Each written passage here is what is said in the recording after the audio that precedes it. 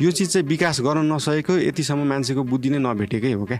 तपाईँको यो चिज चाहिँ यति इम्पोर्टेन्ट कुरा छ नि, तपाईँको बच्चाहरूलाई म्युजिकमा इन्भल्भ गराउनु भयो, आर्टमा इन्भल्भ गराउनु भयो, स्पोर्ट्समा इन्भल्भ गराउनु भयो भने त उनीहरू विकृतिमा लाग्ने चान्सेस एकदमै कम भयो नि त।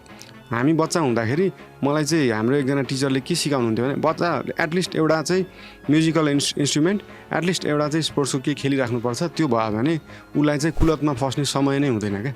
कुलतमा फस्ने समय त तपाईँको खेल्नलाई पनि छैन, गर्नलाई पनि केही छैन, आर्ट प्रमोट गर्नलाई पनि केही छैन, म्युजिक प्रमोट गर्नलाई पनि केही छैन, स्पोर्ट्समा केही पनि छैन। अनि त्यो नभएपछि त के हुन्छ भन्दाखेरि तपाईँको विकृतिमा जाने चान्सेसहरू हाई भयो होइन। गेमको नाममा अहिले हामीसँग मोबाइलमा पब्जी मात्रै छ, बाहिर केही पनि छैन, बाहिर ग्राउन्डहरू छैन नि त।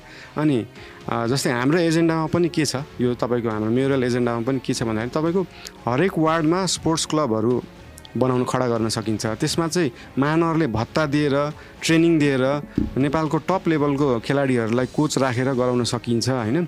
तपाईँको फुटबलको होइन, भलिबलको, क्रिकेटको सबैको वर्षमा एकचोटि टुर्नामेन्ट मेयर कप हुन्छ नि, पहिला हुन्थ्यो, अहिले हुनै छोडिसक्यो। त्यो मेयर कप गराएर सबैलाई भत्ता दिएर सबैलाई एकदमै तलबै दिएर पनि राख्न सकिन्छ कि राम्रो खेलाडीहरूलाई होइन, त्यो राम्रो रेगुलरली खेलाउन सकिन्छ।